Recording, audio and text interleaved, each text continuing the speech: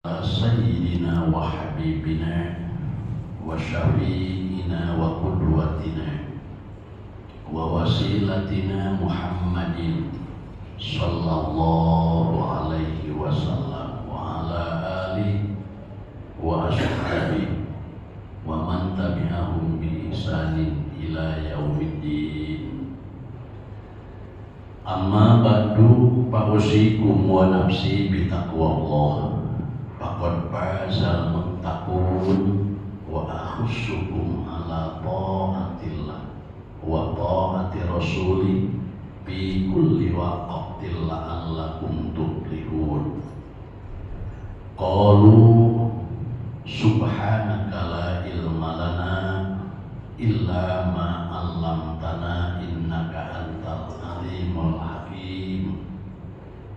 Asbahna ala fitratil Islam wa ala kalimatil ikhlas wa ala dini nabiyyina Muhammadin sallallahu alaihi wasallam wa ala millati abina Ibrahim hanifan musliman wa ma kana minal musyrikin. Raditu billahi rabba wa bil islami dina wa bi Muhammadin sallallahu alaihi wasallam nabiyya wa rasula.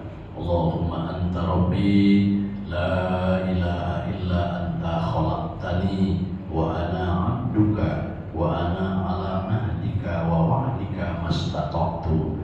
A'udzu bika min syarri ma sana'tu. Abu'u laka bi nikmatika alayya wa abu'u bi dzambi faghfirli fa innahu la yaghfiru dzunuba illa anta.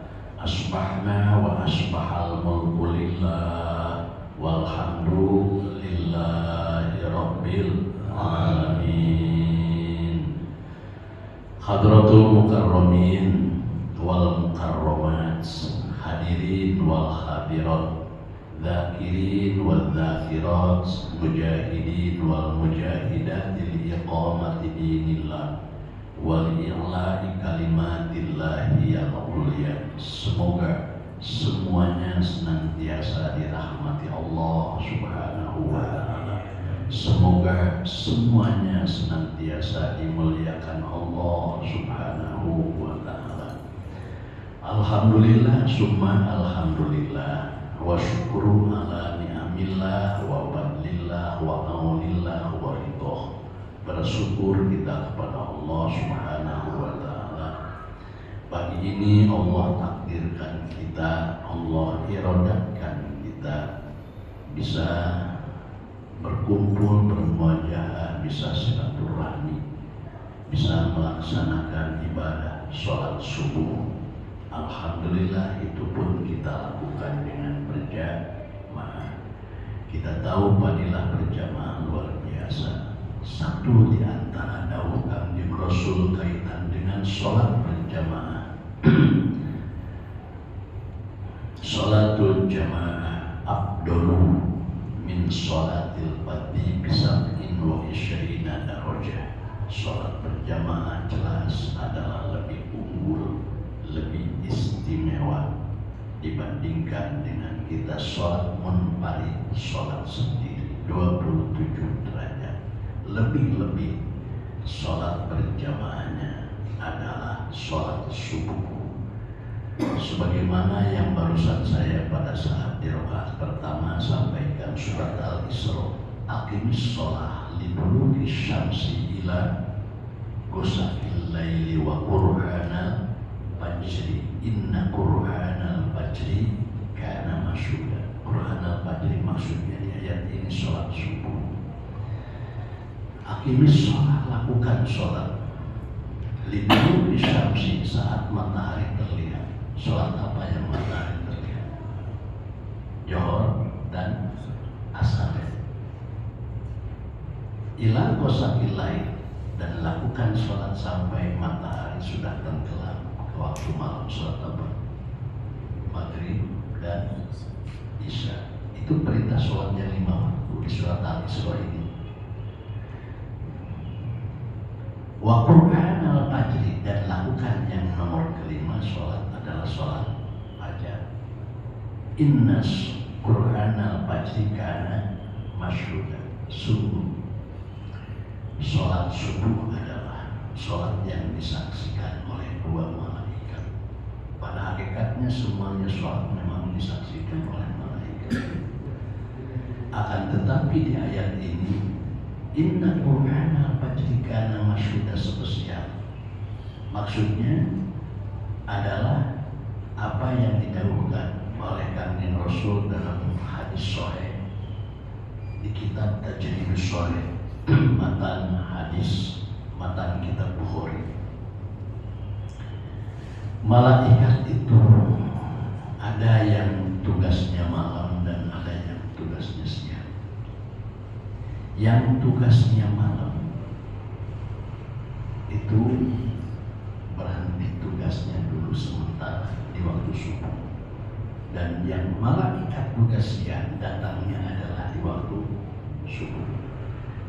Kemudian Allah tanya kepada malaikat yang tugasnya malam, apa terakhir kali kamu setelah melaksanakan tugas di waktu malam, aku melihat hamba-Mu sedang melaksanakan sholat subuh.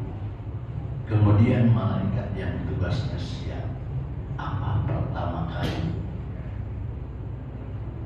pada saat kamu mau melaksanakan tugas di waktu siang, kemudian datangnya di waktu sholat subuh, aku melihat hamba-Mu sedang melaksanakan sholat subuh. Itulah dari ayat inna Qur'anal fajri kana masyhuda yata'aqabuna malaikatun bil-lail wa malaikatun bin-nahar. Itu dawuh Kanjeng Rasul ya, hadis sahih.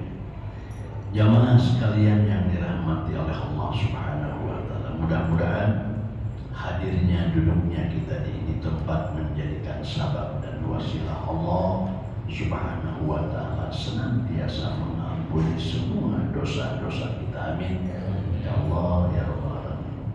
Dawuh Kanjeng Rasul, kita semua adalah pelaku dosa dan banyak lagi melakukan dosanya.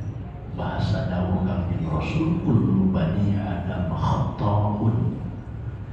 Kalau kita ngaji tata bahasa Arab, kalau wazan khata'un, wazan fa'alun itu sekat mubalaghah. Seperti tahun korbarun itu sekat mubalaghah, asmaul husna. Kalau korbarun bukan sekedar mengampuni, Allah mengampuni dosa, tapi maha mengampuni dosa. Kalau 4 tahun bukan Allah yang membuka rahmat, bukan sebatas itu saja bahasanya, tapi kalau sudah wazannya ta'alun, 4 tahun, Allah maha membuka pintu gerbang rahmat, maha. Kalau khoti'atun, melakukan salah, tapi kalau bahasanya khoti'ah itu mudah wazan fa'alun, khata'un, kullu bani Adam khata'un. Semua kita anak-anak banyak melakukan dosa. Tapi Rasul ngasih tafsir, karena memang Rasul diutus ke muka bumi ini.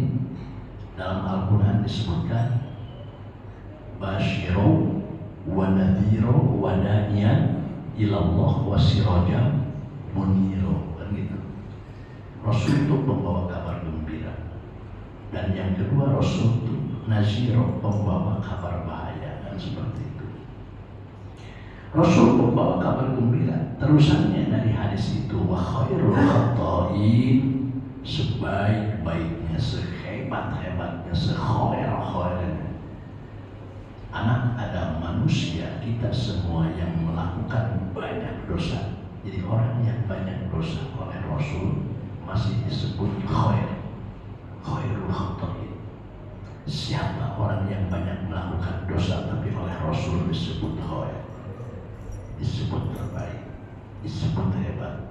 At-tawwab, yaitu orang yang tobat, yang banyak tobatnya. Sama dengan bahasa tadi, fa'alun, fa'tahun, fatta, mubarun, khata'un, tawwabun. Allah banyak menerima tobat karena memang hambanya banyak pula melakukan tobat. Mudah-mudahan ngaji ini, taklim ini, insya Allah bagian dari tobat kepada Allah. Amin. Ya Allah ya Rabbal Alamin. Kita melihat dawuh Kanjeng Rasul, "Man taqala liyata'allama ilman, ghufira lahu qabla an yakhluwa." Itu dalam kitab hadis Tanqihul Qaul yang dikarang oleh maha gurunya, maha kiainya dari guru-guru kiai yang ada di Indonesia, dan itu orang Indonesia yang mengarang kitab itu. Itu siapa yang tahu? Hadratus Syekh Nawawi bin Umar bin Ali bin Arbi Al-Bantani yang makbarahnya dekat dengan kuburan Ummil Mukminin, uminya semuanya orang mukmin, istri Kanjeng Rasul yang pertama siapa? Siti Khadijah Al-Kubra. Di mana makbarahnya? Di Maklah. Walanal Maklah wahaitu mina maklaman ada wakun. Kita punya Maklah di Mekah. Sekarang Maklah itu dekat, itu cuma nyebrang jalan, itu sudah Masjidil Haram. Perluasan Masjidil Haram sekarang sudah sampai Maklah, luar biasa. Yaitu jalan lewat Maulid Nabi langsung nyampe. Di mukanya Maklah itu ada masjid, namanya Masjid apa? Bukan, Syajarah. Di gerbang Maklah itu ada masjid namanya Masjid Syajarah. Apa Syajarah? Pohon. Cuman maksudnya di sana pohon korban. Kenapa disebut masjid pohon? Ada ceritanya, ada asbab nuzulnya. Dicerita, kalau udah cerita lebih panjang kali nanti. Itu pohon itu pernah dipanggil oleh Rasul. Bahasa orang kulonnya kemon gitu. Ta'al menghadap langsung, datang jalan dengan akar-akar. Luar biasa kan? Kalau bukan Nabi yang memanggil, karena itu adalah kekasih Allah Subhanahu wa Ta'ala.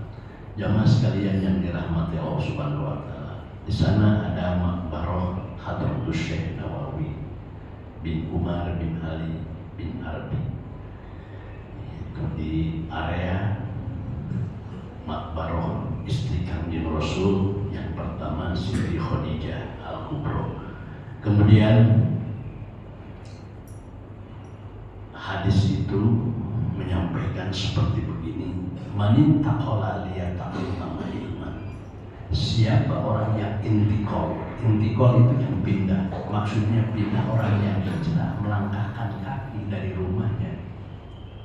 Liyata'allama ilman, tujuannya supaya tafakur bidin, mau ngaji, ta'allama ilman, mau ngaji, mau supaya paham urusan agama, pengen ngerti urusan agama. Sebelum kita langkahkan kaki kita dari rumah, kita sudah niatkan mau ikut taklim, Allah sudah ampuni dosa kita. Amin.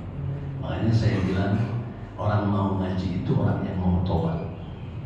Sebab buah dari tobat itu adalah Maghfirah itu adalah pengampunan Allah Subhanahu wa Ta'ala. Jamaah sekalian yang dirahmati Allah Subhanahu wa Ta'ala, mudah-mudahan pula hadirnya kita di ini tempat menjadikan sabab dan wasilah Allah Subhanahu wa Ta'ala senantiasa memberi tambah-tambah ilmunya ilmu yang barokah.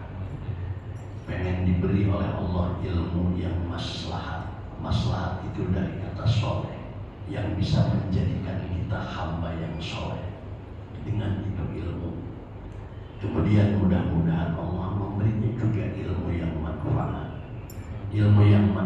yang membuat hati kita takut kepada Allah. Ilmu yang manfaat adalah ilmu yang membuat hati kita tumbuh mahabbah kepada Allah. Hati kita tumbuh rojaul rahman, senantiasa mengharap-harap rahmat Allah Subhanahu wa Ta'ala. Kemarin Ustaz Nurul tuh di WA, Yai, temanya apa? Padahal saya itu lagi ngaji, lagi di Bogor. Itu kemudian saya ingat, yaitu di dalam kitab Nasaihul Ibad, artinya nasihat-nasihat para hamba. Di sana ada tandanya orang-orang yang tertipu. Udah aja ya, saya lagi ngobrol saat itu, Ustaz Nurul ngobrol sama kawan-kawan kiai di sana di Bogor Barat, Bogor Sono, ya itu kan lalu lihat. Udah, itu aja judulnya. Kita tahu bahwa menjadi orang yang ditipu itu gak enak. Siapa yang bilang enak ditipu? Kadang-kadang kita merasakan bahwa ditipu gak enak. Kenapa? Kadang-kadang kita menjadi penipu lagi. Yang jadi masalah. Itu gak enak kita ditipu. Dagang, jualan, bisnis, ataupun apa sajalah dalam sosial kita. Kalau kita kena tipu, apalagi kalau yang ditipu itu nilainya luar biasa secara materi, anaknya luar biasa, merasa dizolimi, susah untuk kita memaafkan orang yang menipu kita, kan seperti itu. Jamaah sekalian yang dirahmati oleh Allah Subhanahu wa Ta'ala, min azamil igtirar, minnya min litab'id. Kalau kita ngaji ilmu nahwu, ada min litab'id, ada min apa lagi, lil bayan namanya. Itu kan kalau baca kitab, baca Quran, baca hadis, konsep-konsep agama nggak bakalan luput dari ilmu tata bahasa. Ilmu nahwu itu salah satunya ilmu tata bahasa. Contoh yang saya baca tadi itu di saat rakaat yang pertama ada waminal laili fatahajjan bihina bilatala. Minnya min litab'id. Maknanya waminal laili sebagian dari malam, enggak seluruh malam fatahajjan, tahajudlah gitu ya. Sebagian saja, yang paling bagus sepertiga itu malam terakhir, kan seperti itu. Itu ada min lil bayan nanti, ada min yang mempunyai makna tabdil. Tabdil itu mengganti. Nah di sini ada makalah seperti begini, min aqzomil igtirar, dari sebagian aqzom. Aqzom itu dari kata azim, maknanya agung. Dari sebagian paling agungnya igtirar, tipuan. Dan kita penipunya. Yang ditipunya siapa? Gak tanggung-tanggung, Allah. Gak tanggung-tanggung Allah yang ditipu. Kita menipu. Dan itu adalah tipuan yang paling besar. Min aqzomil igtirar. Kenapa kita bisa menipu Allah? Al-mulazamah bisulum ala rojail afwi. Roja itu mengharapkan, afwi itu pengampunan, sama dengan maknanya maghfirah. Mengharapkan maghfirah, mengharapkan pengampunan. Tapi kita al-mulazamah bisulum, mulazamah itu terus-terusan kita melakukan dosa, mengharapkan maghfirah, mengharapkan ampunan Allah Subhanahu wa Ta'ala. Akan tetapi kita tidak berhenti dari melakukan maksiat. Makanya Rasul bilang dalam sebuah dakwahnya, Allah Akbar, merinding. Kalau udah kayak ingat kayak begini, merinding banget itu. Al-mustaghfir, orang yang memohon istighfar, meminta ampunan, meminta maghfirah kepada Allah. Tapi mereka musiru al-zunub, terus-terusan melakukan dosa, melakukan maksiat, melakukan kesalahan. Kalau istihza, kalau mustahzi, itu seperti orang yang istihza, yang ngeludah, yang meledek Allah Subhanahu wa Ta'ala. Kalau kita diledek sama anak, diledek sama tetangga, diledek sama kawan, gak nyamannya, gak enak, perasaan kita gak punya harga, gak punya nilai di hadapan anak. Kalau anak yang ngeludah, kalau kawan yang ngeludah, perasaan kita gak punya nilai. Orang yang membaca istighfar bukannya tidak baik, luar biasa. Orang yang minta maghfirah, permohonan kepada Allah Subhanahu wa Ta'ala, pengen diampuni dosa, tapi dia mulazamah al-suluk, terus-terusan melakukan kejahatan agama, melakukan maksiat.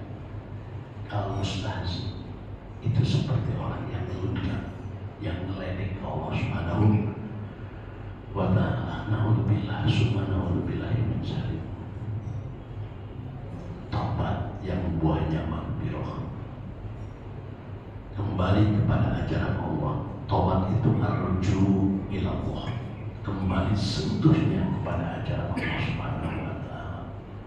Kelakuan-kelakuan kita yang salah, dosa, maksiat, ingin kita amat sangat kita mengharapkan maghfirah, pengampunan dari Allah Subhanahu wa Ta'ala. Syaratnya pertama, dalam hati ada sifat an-nadamah, itu syarat tobat.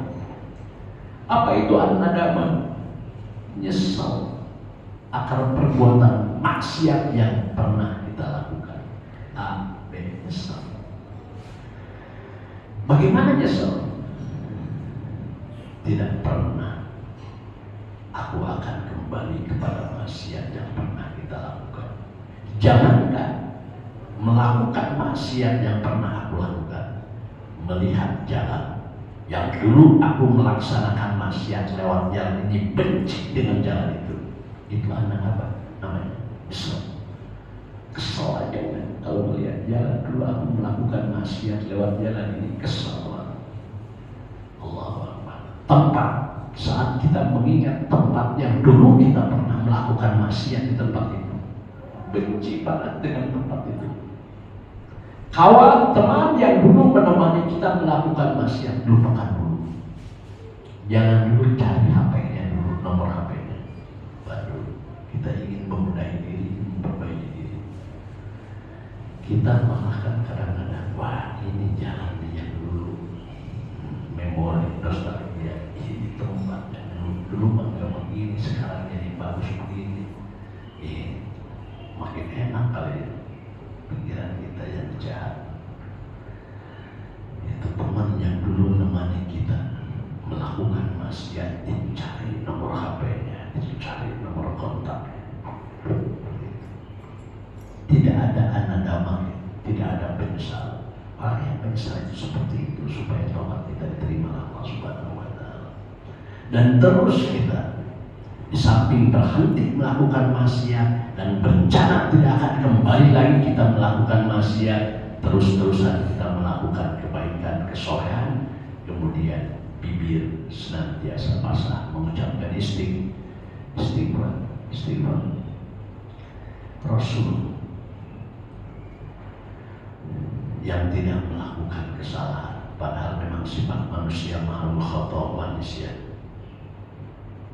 itu baca istighfarnya, memohon maghfirah. Istighfar itu gini, istighfar itu dari kata istaghfaro, yastaghfiru, istighfar, ada sinnya.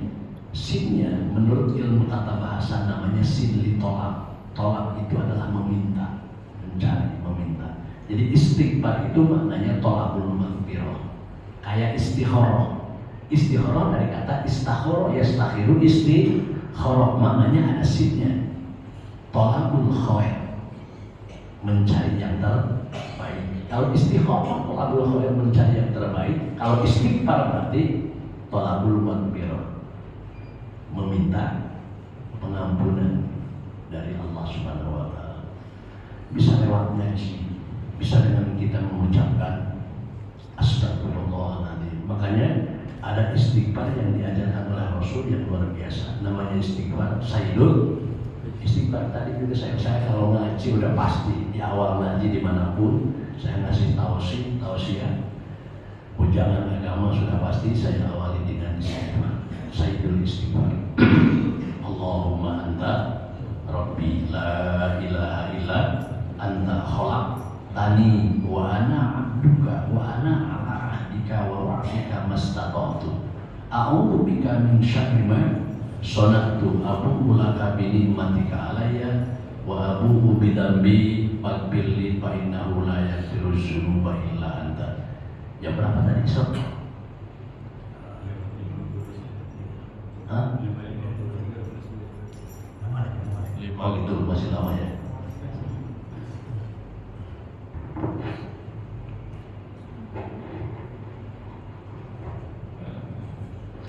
Rasul itu yang dalam Al-Quran surat Al-Fatih, Inna fatahna laka fatham mubina liyaghfira laka Allahu ma taqaddama min dzambika wa ma ta'akhkhar. Liyaghfira laka Allahu ma taqaddama wa ma ta'akhkhar. Muhammad, engkau kalaupun punya kesalahan, dosamu yang sudah lewat ataupun kamu melakukan kesalahan nanti di waktu yang akan datang, lihat birolah Allah sudah ampun. Luar biasa. Akan tetapi Rasulullah SAW setiap harinya nggak pernah lepas, nggak lupa baca istighfar sampai 70 kali. Menurut riwayat sampai 100 kali memohon ampunan. Padahal di surat Al-Fatihah, lihat birolaka, engkau Muhammad sudah pasti dosamu diampuni. Mata kordaman yang dulu, wa mata kordan yang akan datang. Sholatnya Rasul dan sholat yang dilakukan sudah pasti menghapus dosa. Tapi Rasul jangankan sholat wajib, sholat sunnah saja kalau malam sampai bengkak kita sering didengarkan dengan kalimat itu. Istrinya juga sampai bilang, wahai Rasulullah, engkau dituduh surat Al-Fatihah ada kalimat lihat berdoa Allah, mata qaddama wa mata akhir, dosamu yang akan datang dan sudah lewat sudah bakal diampuni oleh Allah. Kenapa? Sampai bengkak-bengkak tumit kamu, kaki kamu, dambal kaki kamu, laksanakan sholat. Apa bilangnya? Apakah aku tidak boleh menjadi abdan syakur? Abdan syakur, hamba yang bersyukur kepada Allah Subhanahu wa ta'ala. Jamaah sekalian yang dirahmati Allah Subhanahu wa ta'ala, manusia yang paling mulia, manusia yang luar biasa, makhluk Allah yang paling istimewa, yang menjadi kekasih Allah Subhanahu wa ta'ala. Apapun, jangankan dia enggak meminta, apalagi kalau meminta, enggak minta saja ditawarin oleh Allah Subhanahu wa ta'ala. Wala sawfa yu'tika rabbuka fatarda. Di rakaat yang kedua tadi saya baca surat Al-2. Wala sawfa yu'tika rabbuka fatarda. Kamu Muhammad, asalkan fatardo, ridho kamu, aku akan beri kamu. Urusan materi, urusan apa saja. Mau minta gunung Uhud jadi emas, aku beri. Luar biasa. Ditantangin oleh Allah Subhanahu wa ta'ala. Wa rawadatuhul jibal. Apa jibal? Dari kata jabalun, jabalani, jibal, jama. Wa rawadatuhul jibalu bi an takuna lahu dhahaban. Apa zahab? Emas. Aku sodorkan kepadamu gunung-gunung yang ada di Mekah, yang ada di Madinah, jibal, untuk kamu jadikan emas jahat. Apa Rasul bilang? Paham enggak? Bukan itu. Luar biasa. Di suatu yang nyodorinnya Allah Subhanahu wa ta'ala. Gunung mau dijadikan emas. Kalau kanjeng Rasul mau, aku akan beri. Wala saufa yu'tika rabbuka fatarda. Manusia yang amat sangat luar biasa, tapi keluar biasaan ibadahnya menjadi kekasih Allah Subhanahu wa Ta'ala. Tobatnya, magfirahnya, permohonan maafnya, permintaan magfirahnya kepada Allah tidak kurang dari 70 menurut riwayat 100 setiap harinya. Jamaah sekalian yang dirahmati oleh Allah Subhanahu wa Ta'ala, ada sholat tobat. Gak apa-apa sholat tobat. Bahkan saya sering menjurus ke anak-anak saya, ke istri saya, sebelum orang lain lakukan. Sebelum tidur biasakan sholat tobat, sholat istikharah, kemudian sholat tahajud. Itu saja. Sebelum tidur, kamu tidur jam 10, setengah 10 kamu lakukan itu, tak apa-apa. Kalau tidur jam 11, setengah 11 kamu lakukan itu, sholat tobat. Jamaah sekalian yang dirahmati Allah Subhanahu wa Ta'ala, berhenti kita melakukan maksiat. Kalau yaitu lisan ini senantiasa punya harapan, hati ini senantiasa punya harapan untuk mendapatkan maghfirah, berhenti dulu di maksiat yang kita lakukan. Sama dengan kita mengucap tertipu dan menipu kita. Kita tertipu dan menipu, udah tertipu, menipu. Yang ditipu kadang-kadang Allah Subhanahu wa Ta'ala, mengharapkan maghfirah Allah, tapi mulazamah ala dzunub, terus-terusan kita melakukan dosa, melakukan maksiat, tertipu kita. Jamaah sekalian yang dirahmati Allah Subhanahu wa Ta'ala. Kemudian wa tawaqqul qurbi minallah Ta'ala bi ghairi ta'at. Yang kedua tandanya orang yang tertipu adalah intidhar husulil martabat minallah bi ghairi ta'atin bal bitalil bitakbir. Intizar husulil martabat, kita nunggu ingin mendapatkan hasil martabat istimewa di hadapan Allah Subhanahu wa Ta'ala. Siapa itu yang tidak menginginkan martabat dari Allah Subhanahu wa Ta'ala berupa rahmat, berupa kasih sayang Allah Subhanahu wa Ta'ala? Kan intinya kita seperti begini juga, dalam rangka kita mencari, menunggu datangnya kasih sayang, rahmat dari Allah Subhanahu wa Ta'ala. Makanya kita ngaji, karena kita nunggu rahmat dari Allah Subhanahu wa Ta'ala. Lihat dalam hadis sahih di kitab Majalis Susania, biasanya di perpustakaan ada itu matannya, namanya hadis Nawawi, hadis arba'innya. Kitab hadisnya kecil, di sana cuma hanya ada 42, padahal arba'in itu adalah 40, ada tambahnya 2. Majtama'a qaumun daukan Rasul bi baitin min buyutillah, tidak semata-mata kaum kita masyarakat ijtima, kumpul bi baitin, di satu rumah, min buyutillah, dari rumah Allah. Apa rumahnya Allah? Masjid. Masjid itu rumah Allah. Kita kumpul di rumah Allah Subhanahu wa Ta'ala. Ya tadarusuna, kita belajar yang tadarus Quran. Hakikatnya kita juga ngaji adalah sedang memahami urusan masalah yang ada dalam kitab Al-Quran. Ya tadarusuna, ya suruna kitab Allah. Ada yang baca kitab Allah Al-Quran. Illa ghasyiyat kubur rahmah, terkecuali orang yang kumpul di rumahnya Allah Subhanahu wa Ta'ala, bukan Allah tetesin rahmat. Tetes itu bahasa Arabnya kotrotan tasyirun. Ini ghasyiyat kubur rahmah, Allah banjiri dengan rahmat, dengan kasih sayang. Amin ya Allah, ya itu ya Rabbal Alamin.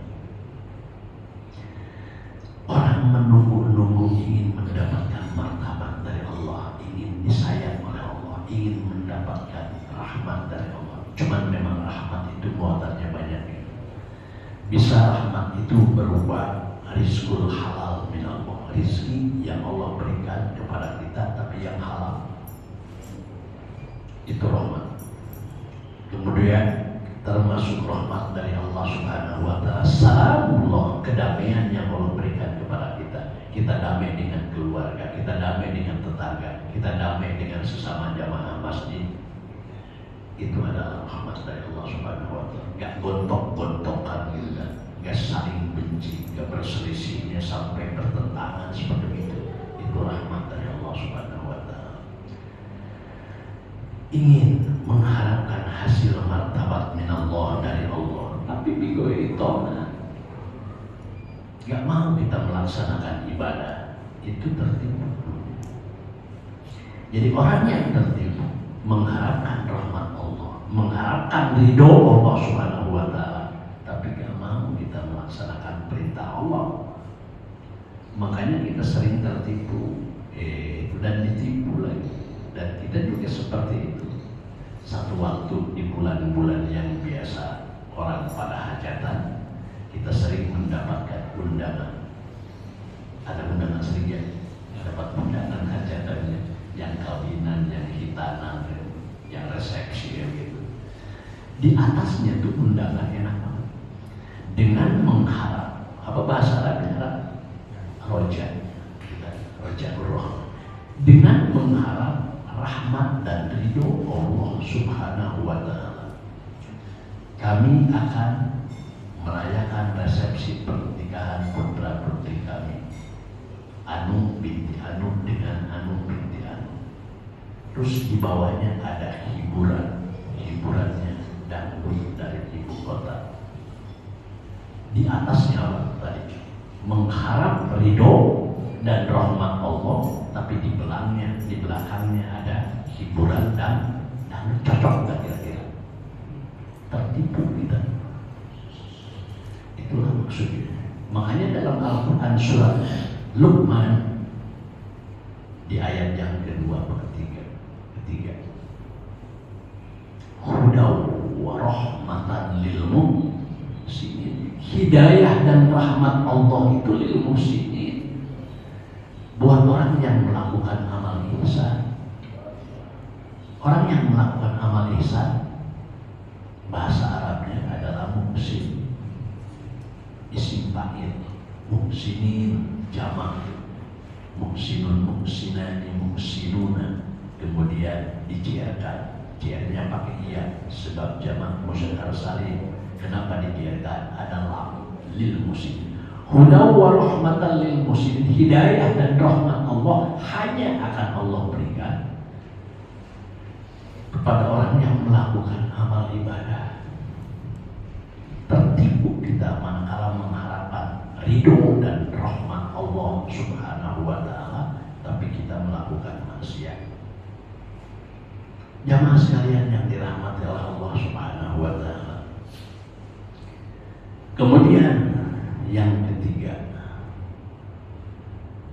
wantidharu za'il jannah bi badrin nar, ay intidharu na'imil jannah bi fa'lil ma'asi. Termasuk tandanya orang yang tertipu. Intidharu na'imil jannah, mengharapkan, nunggu kenikmatan surganya Allah Subhanahu wa taala, tapi nungguinnya iseng, bipaklil ma'asi, dengan melakukan sejumlah maksiat. Kita ini sedang nunggu di alam dunia, nunggu ingin mendapatkan kenikmatan, imma kenikmatan alam barzah yang disebut alam kubur, wa imma kita menunggu kenikmatan nikmat yang hakiki yang 99,99% kenikmatan yang akan Allah berikan ke hambanya, yang nikmat itu yang 99,99% yang nikmat surga, nikmat akhirat. Di dunia udah dipakai macam-macam, dipakai makan, dipakai tidur, dipakai kita main, kemudian enak-enakan kita dengan istri kita yang halal, itu kan? Itu dari itu berapa? Dari nikmat apa? 0,01%, benar? Allah, ini nikmat dunia. Udah dipakai makan, dipakai tidur, pakai main, pakai segala macam, dari nikmat yang 0,1%, itu aja udah. Nikmat yang kita tunggu itu bagi orang kita, orang mukmin, umat Kanjeng Rasul, adalah nikmat akhirat. Pintu gerbangnya akhirat adalah alam barzah, alam kubur. Di alam kubur itu menjadi sinyal untuk kita mendapatkan kenikmatan yang sebenarnya di akhirat. Kalau di alam kuburnya kita mendapatkan kenikmatan, ini sinyal kesananya kita akan itu baik-baik saja. Kalau di alam kuburnya kita mendapatkan kesengsaraan, ini sinyal juga nanti kesananya kita tidak akan pernah menjadi orang baik-baik saja.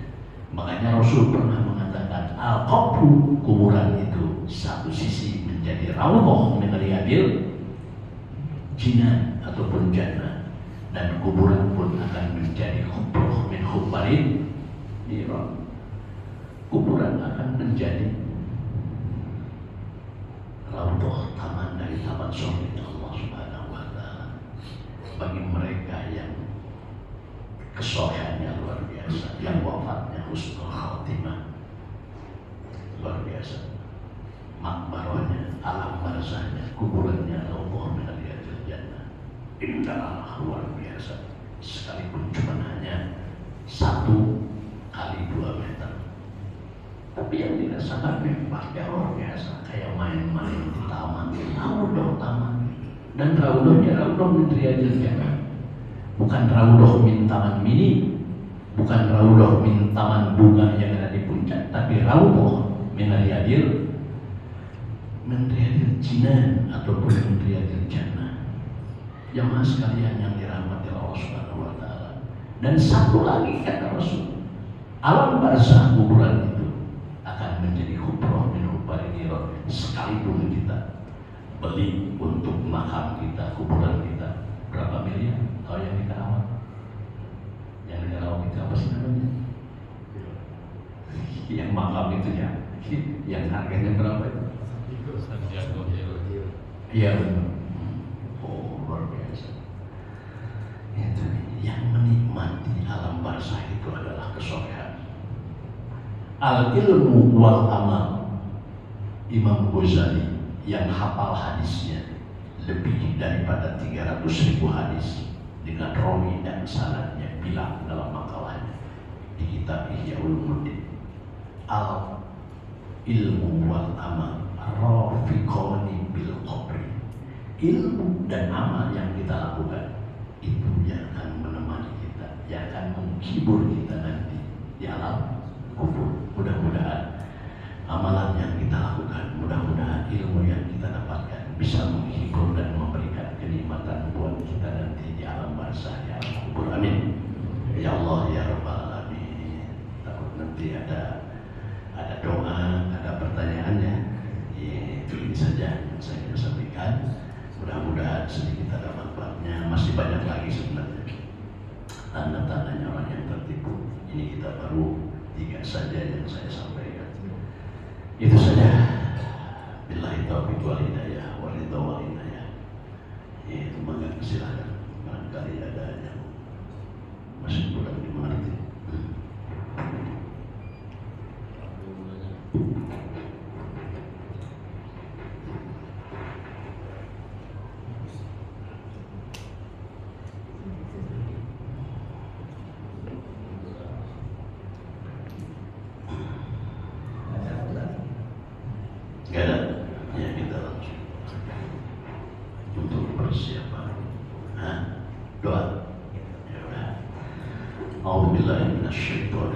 Bismillahirrahmanirrahim.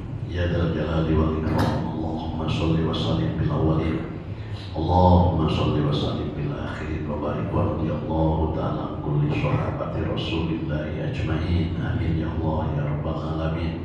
Allahumma ighfir lana dzunubana wa liwalidina wa limasyayikhina wa li ikhwanina wa li jami'il muslimin wal muslimat wal mu'minin wal mu'minat al ahya'i minhum wal amwat إنك السميع قريب مجيب الدعوات ويا قاضي الحاجات اللهم اغفر لنا ذنوبنا وكفر عنا سيئاتنا وتوفنا مع الأبرار اللهم اغفر لنا يا غفور وارحمنا يا رحيم اللهم انصرنا فإنك خير الناصرين وافتح لنا فإنك خير الفاتحين وارزقنا فإنك خير الرازقين واهدنا ونجنا من القوم الظالمين اللهم يا غني يا حميد يا مبدئ يا معين يا رحيم يا ودود أغننا بحلالك عن حرامك وبطاعتك عن معصيتك واغننا بفضلك عمن سواك واحفظنا يا الله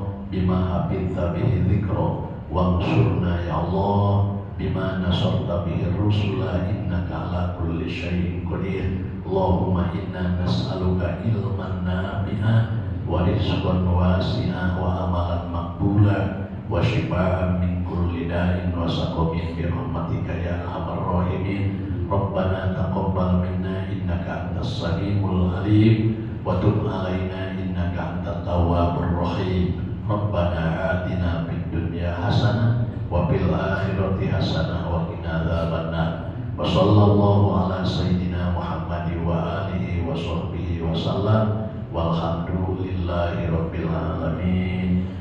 Assalamualaikum warahmatullahi wabarakatuh. Waalaikumsalam warahmatullahi wabarakatuh.